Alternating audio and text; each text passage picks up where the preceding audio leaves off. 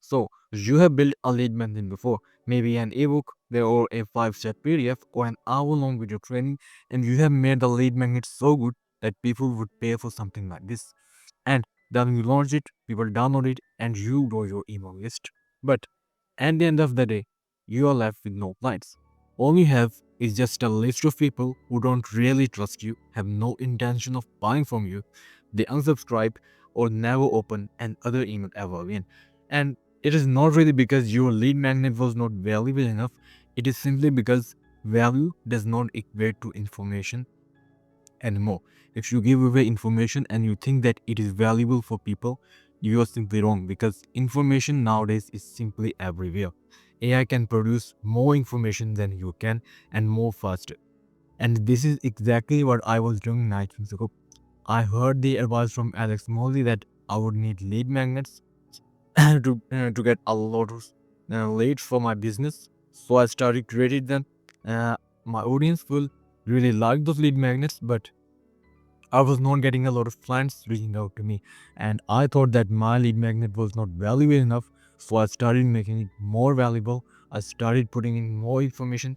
I even started giving away my lead magnets in video format, and I thought that when I will make this lead magnet so well dense, people would finally reach out to me and wanting to work with me. But this was not happening until I understood that the real problem was not my funnel or my nurture sequence. It was simply because that traditional lead magnets they were built for a different biopsychology. They were built on the old world about the 2015 to 2022 era, and they were built on the simple assumption that if I give someone valuable information, they will trust me. And that only worked when information was scarce, expertise felt rare, and skepticism was extremely low. But today, we live in the complete opposite reality. In today's world, information does not equate to value anymore. The modern buyers, they are over-informed, they have seen every framework, they are skeptical by default, and they know what you're trying to do in order to make them buy from you. They are really aware of that, and because they have been burned by goods before, and they are desensitized to value, and it is simply because everyone in this niche is creating free value content, and for them, accessing information has never been so easier than now. And that is why when you try to release a lead magnet, all it happens is that they download the lead magnet, the schema save it, and eventually they emotionally detach from you. And it is not because your lead magnet was bad, it is simply because information does not create trust. Now let's kill a dangerous myth. The thing is that people think that if I just give more value, people will eventually buy from me. And this is completely wrong because giving more value only attracts attention, generates some thank yous, and creates politeness around you. And it does not create genuine conviction. And conviction is what people must have in you before buying from you. Let's take an example of a boxer who thinks that my punches are not strong enough. So what does he do? He opens up YouTube, search for some tutorials, and then two coaches show up. Coach A, he gives him a 50-page PDF on biomechanics, exercises, meal plan, training, etc. And Coach B, what he does that? He first makes him throw one punch, then he adjusts his foot slightly, then the punch suddenly feels heavier and more better. The thing is that Coach B, he did not say anything like that. You need more exercises or more meal plans. He did not give him a lot of information. All he did was that he gave him a little experience. And this is the main thing because trust was not built through information, it was simply built through experience. And this is the foundation of experience. Experience, it is composed of two words like experi, it simply means experience, the fact or state of having been affected by or gained knowledge through direct observation or participation, and gens, it simply means produced. So, all you're doing is that you are creating small experiences in your audience's mind and you are making them experience a small win. And this is why they are so good than compared to lead magnets because you are not giving them lots of value or information. All you are giving is you are simply making them feel a certain experience. So let's understand that how you can create those and how you can use those in order to make your marketing more better and get more clients to buy from you. Now I will show you step by step that how you can create an experience for yourself, for your business, to generate more leads which like really want to buy from you, and they're not just freebie seekers. So the first step is that you need to stop thinking about content. And the thing is that this is the question that most people ask themselves, and it is what content should I create? And that is the wrong question. The right question is that what do I want them to experience? Because experiences are all about creating experiences in your audience's mind. So when you are creating them, the first question you need to ask yourself is what do I want them to experience?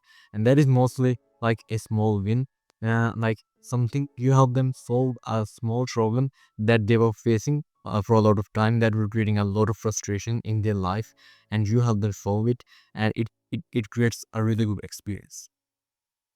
And when you have decided what you want to what you want them to experience, you need to understand that we need to choose a micro problem instead of a big problem.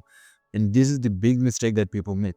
They go about helping them solve a big problem like scale your business, build confidence, or fix your mindset. If you go about targeting those problems, it is not like you'll give a lot of value to your audience. It is just that you'll create a lot of friction in their mind. So instead of going about targeting these macro problems, they really feel fake. You need to target micro problems with your experiment, like one friction point, one stuck moment, and you help them solve that. Now, let's move to the third step. And that is you need to focus on making a test instead of teasing them. And this is the psychological core. Do not tease and do not try to hold back the how.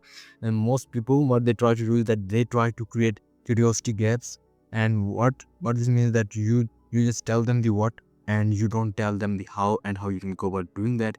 Instead, when you have chosen a migrate problem, you tell them the help. You do not like hold back anything, because you want to give them a real microning that is fast and that is experimental. Now, outlook first and explanation second. And this is the another mistake that people make, is that they start with the theory. They start explaining the process, why is it different, or like their story. No, those things do not matter in an experiment. Instead, you need to start with a clear action that they need to take. Then that action will create results, and at last they will save the experience. And at last, like zero friction. If it feels like studying or reading a guide, it will create a lot of friction. People do not have time for that.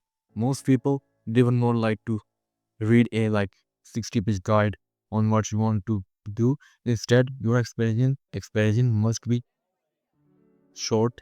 It should require no motivation, and it should take like minutes and not hours. All we want to do is that we want to reduce friction. Now, install your less. And this is where most people mess up. They try to explain their philosophy. Instead, you install your philosophy. And how you can go about doing is that first you need to understand what it means. Lamb's installation means you let their own explanation fail, and you let your new explanation emerge naturally. And all we are trying to do is that we are trying to install a new belief system into our audience mind. We want them to see the world the way we see the world. We want to make them understand the things the way we understand those things. And you do this by like telling them that why all the things that they did not work, and you focus on something that most people don't, and you remove their false assumptions, and you change their beliefs. And this is what we want to do. Now, at last, you need to encourage uniqueness. Never say like my solution is unique. People can always see through this. People know that when you're trying to make a promise, they always get prepared. Instead, your experiment must focus on something that others ignore, and break a rule others assume is required.